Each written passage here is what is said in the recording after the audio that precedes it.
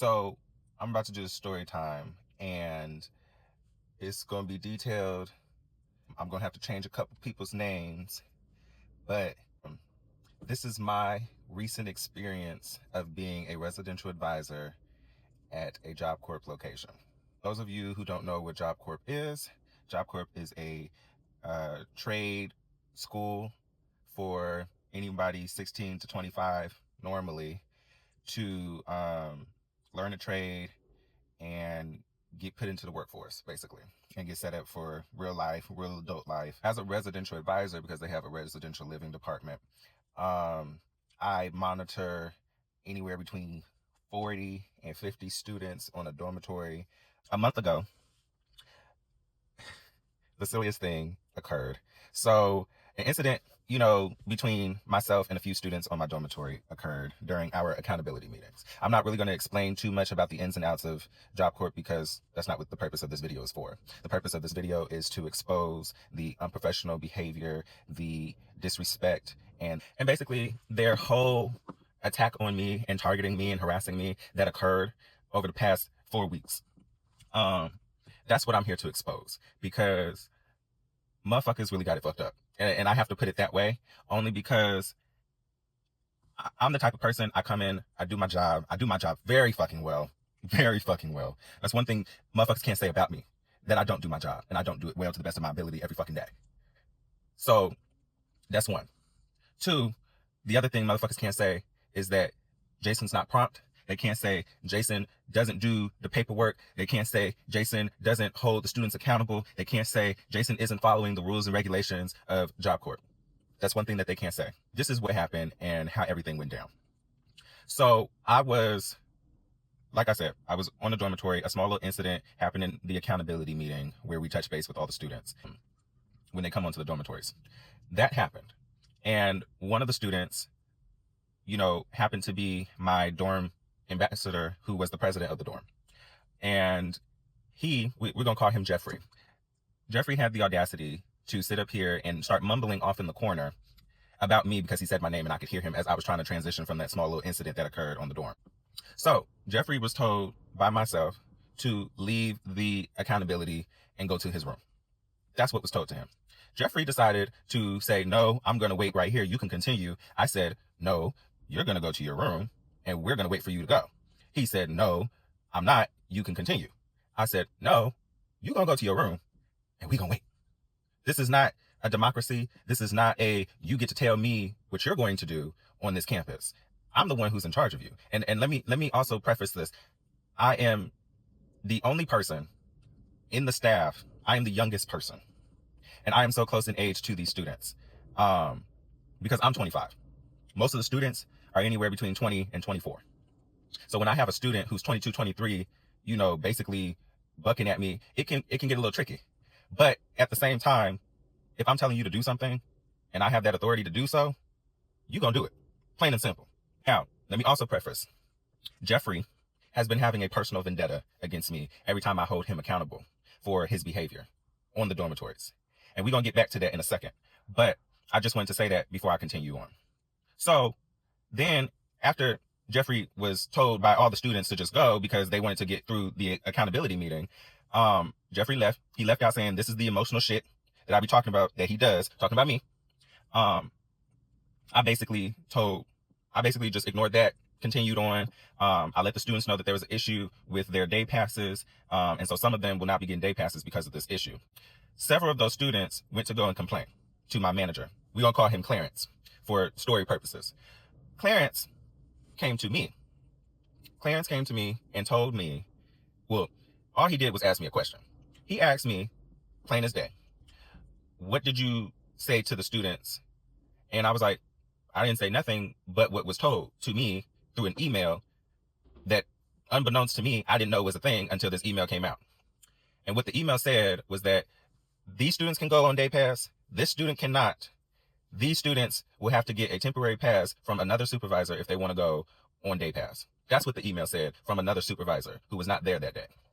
So when I had asked the supervisor who was on duty that day, in regards to that email prior to this accountability meeting, that supervisor said they were not going to give out any temporary passes if this previous supervisor said that them who were late in signing up a part of this list for the temporary passes, she said she's not going to do that. She's not going to give them temporary passes. I said, okay, I let them know that during accountability.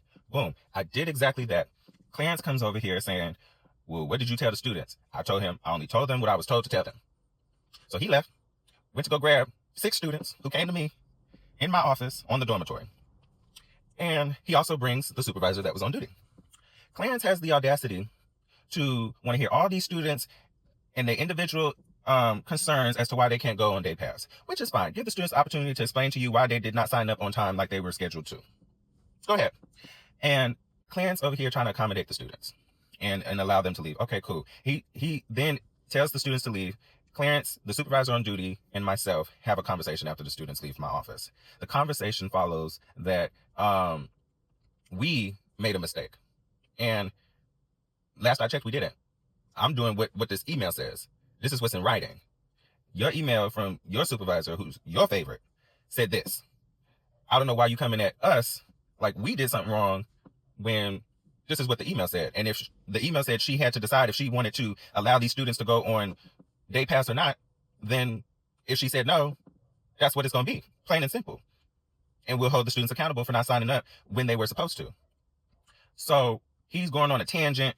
Clarence is going on a tangent, which he's known for doing. And then he starts saying all these very unprofessional things. He's like, well, I don't care what you say. I don't care what you say. You know, I don't, just going on and on and on. And we both sitting here like, what the hell? What are you talking about? Like, he's just going on. And fast forward to after this meeting, which was unbeknownst to me at the time. Jeffrey and those 6 students that were in the office that complained that they couldn't go, went back to Clarence and basically said that they wanted to write statements against me. Yeah. They said they wanted to write statements against me. And in their statements, they wrote false allegations about me engaging in inappropriate behavior with students. I was in a relationship with a student for 1.5 years. They were just completely defaming my character, saying I was cussing at students. They were saying I was doing this. They were saying I was doing that. I was just like, oh, oh. I came into work the next day, right before I was having the accountability meeting on the dormitory, about, I would say about 30 minutes prior. I got to go to the admin building to go speak with the career success director, Tina, because for some reason, you know, they asked me to come up there. So I'm like, okay, what's going on? So I go up there. I'm thinking it's about what happened in accountability, and they about to tell me, you know, okay, Jason, you shouldn't have handled it that way, blah, blah, blah. No.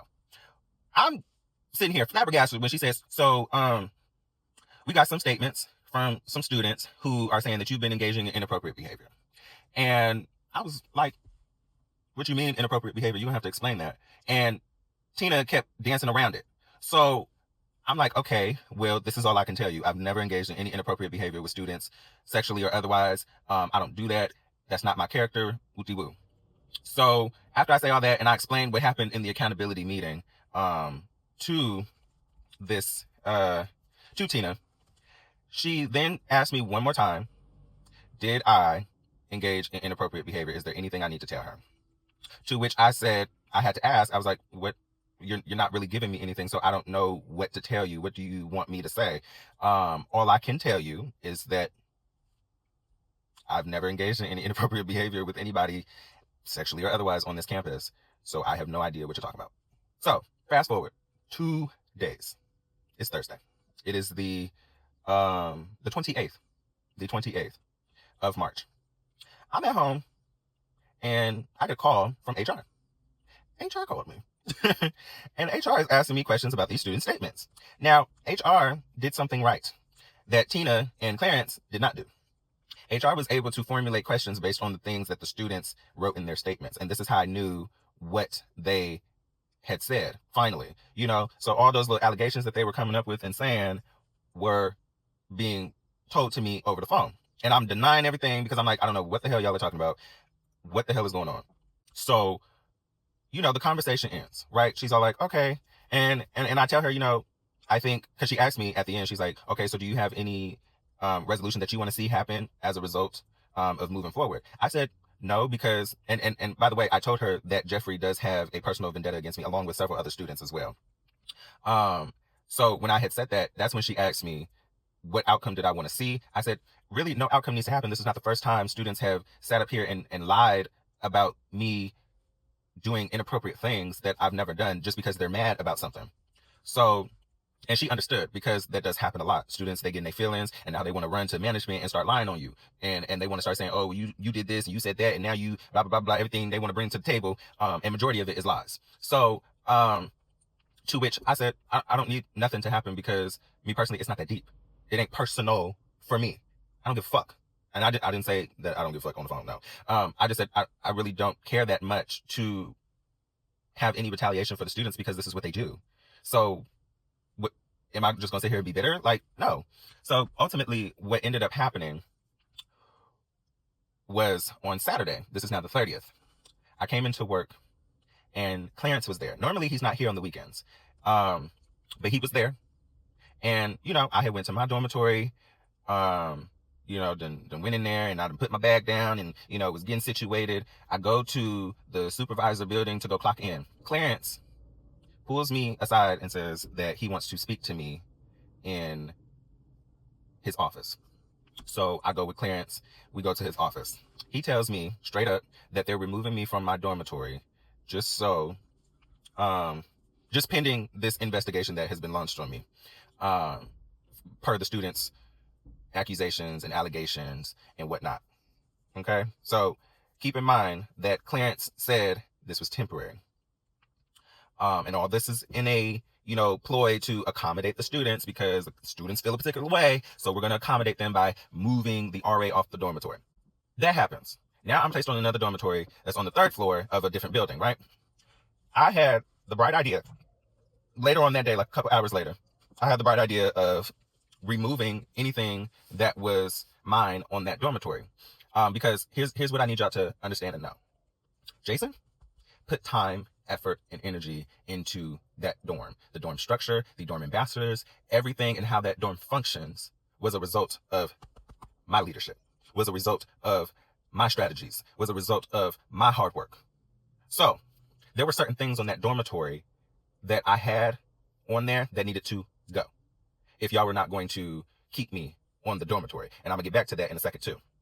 So I removed all of my furniture, because I had donated furniture because I was moving earlier this year. I had donated all of my furniture to that dormitory. Even my 70-inch TV, I had donated to that dormitory because that dormitory didn't have a TV anymore. And I donated all my furniture because Tina was trying to decorate the dorm. So I was like, okay, well, can I put my furniture on the dorm since you already got the black and gold theme and I have this black and gold furniture, win-win, right? So I took all of that off the dorm, the furniture, the bean bags, the TV. The TV broke when I took it down. I'm not gonna hold you, because I was trying to hold it and it slipped out my arms. I was waiting on somebody to help me, but it ended up slipping out my arms and cracking when it fell on the ground. What can you do? So we had to throw the TV away. I was so mad. I was so pissed. But yeah, I removed all my furniture. I put it in the storage room for the time being until I could figure out what I was going to do with it. Put it in storage or, throw it away. And then I also removed all the things that I may have bought and put on that dormitory, like seasonings for the students, condiments and supplies and this and that, out of my own budget that I was doing for the students, because I cared. And I wanted them to have some essentials. I wanted them to have certain things to also help this dorm function. So with that in mind, I removed all of that shit. If y'all gonna remove me, I'm gonna remove this, period. And Jason wasn't pissed. Jason was not pissed. Jason was like, okay, cool. Remove me, remove my shit. Plain and simple. On the 31st, Tina and Clarence pulled me into a private meeting in the residential living department. I didn't have to go to the admin building for this meeting. But when I go to this meeting, Tina explains that because I removed my furniture from the dormitory, that I needed to move it back because I donated it and I don't get to take it back after donating and blah, blah, blah. I said, okay.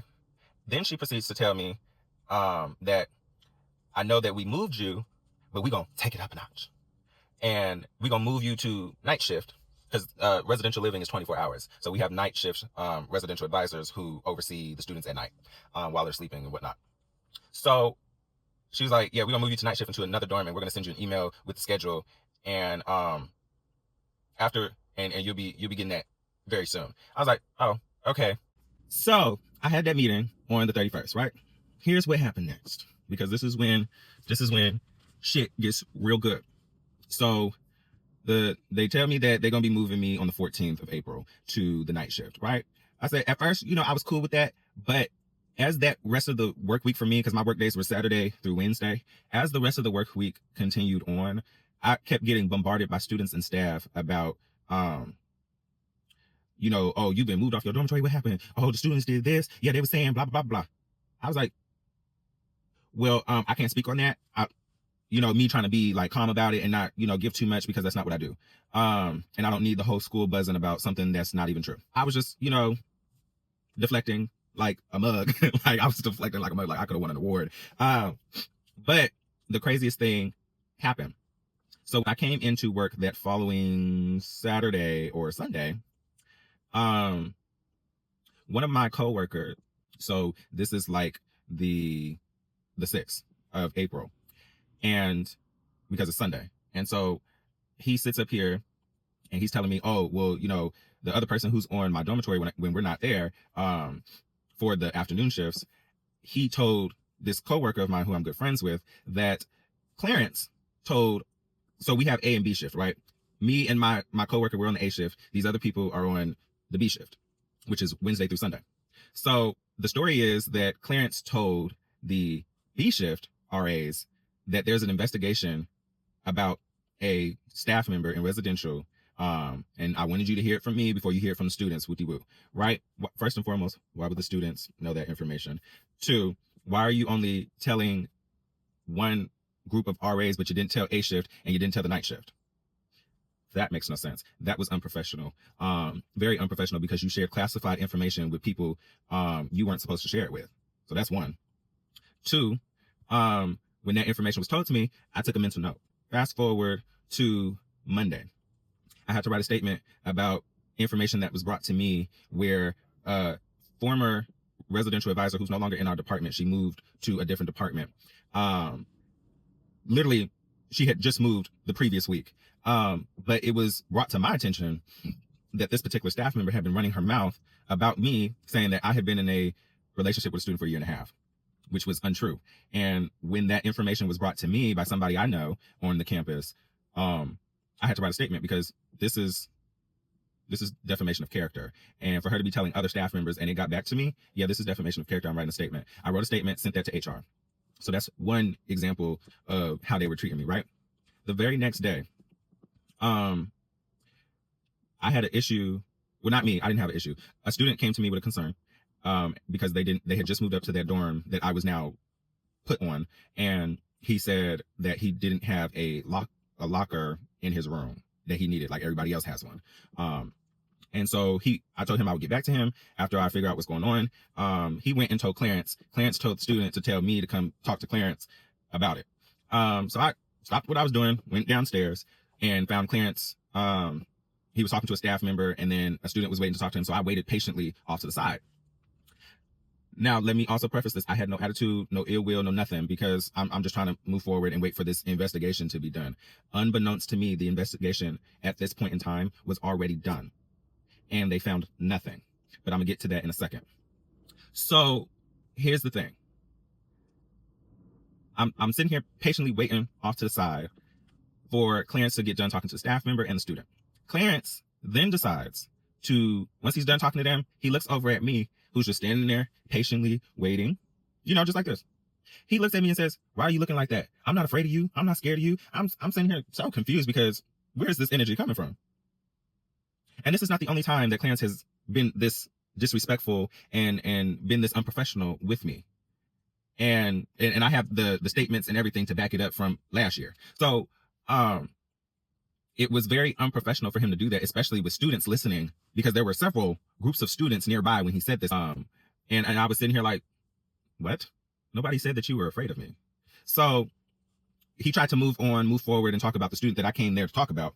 The craziest thing is that because he did all that, I ended up writing a statement, because I was like, that was very unprofessional. And you came at me sideways for no reason. I did nothing to you. I was just standing there waiting to talk to you. So when I wrote that statement, I also included information about him and his unprofessional behavior, including a week ago, literally that same day on the 1st, a week ago, he had sat up here and I had called him because like I said, they were trying to move me. I was like, well, can I just stay on the current shift that I'm on and stay on the dormitory that y'all moved me to pending this investigation so I can help this dormitory, in their structure, because their structure was all out of whack. And, let me retool and refine how this dormitory is supposed to go and run, now that we're making these changes to all of them, since I know how to do it.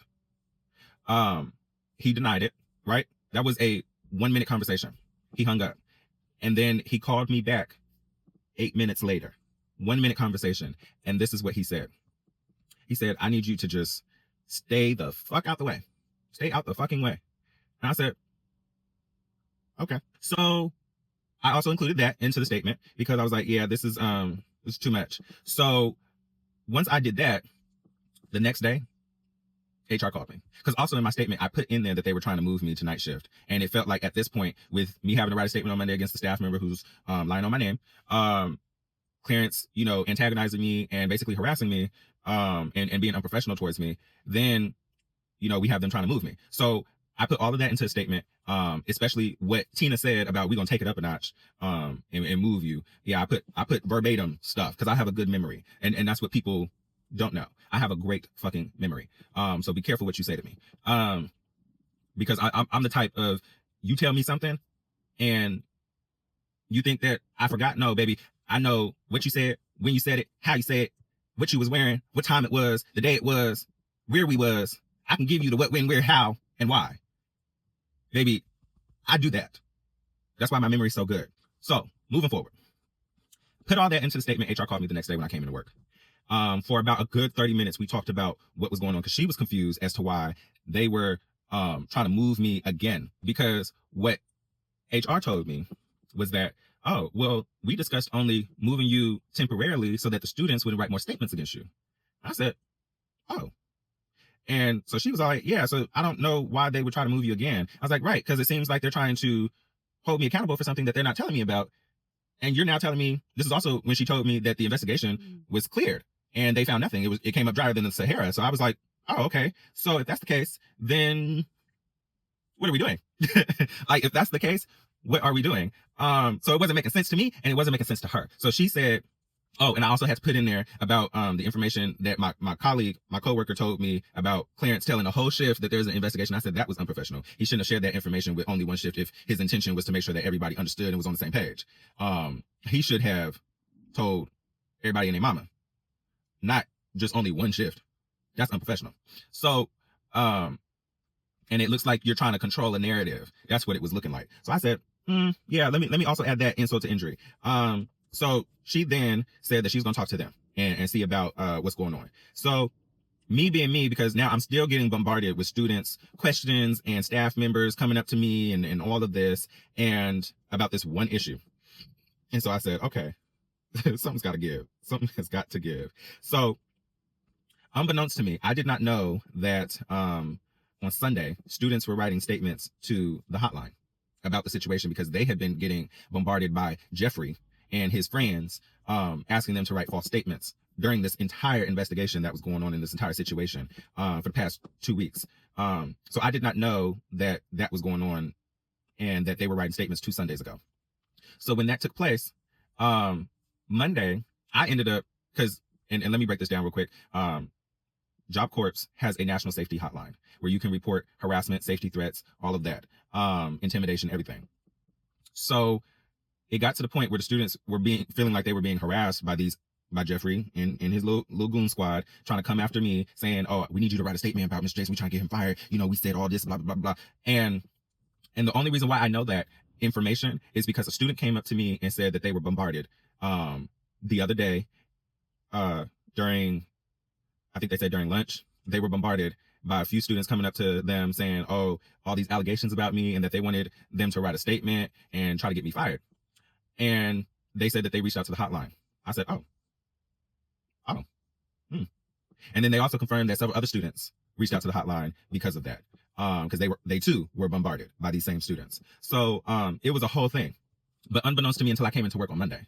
But prior to me coming into work on Monday, I had the idea myself to give myself some support because I still was not trying to move to night shift and I was trying to ensure that I wasn't going to be moved.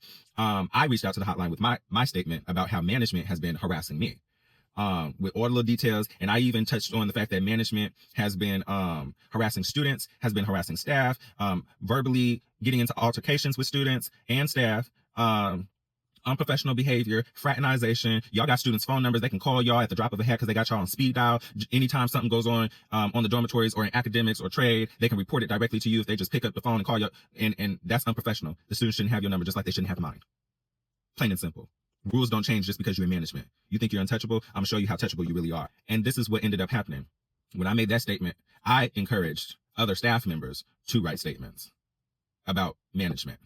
I also wrote several anonymous statements coming from a center staff about the misconduct of the management, Tina, Clarence, and the center director, and this other supervisor named Daniel, because we're not even gonna get into him because it's gonna make this longer.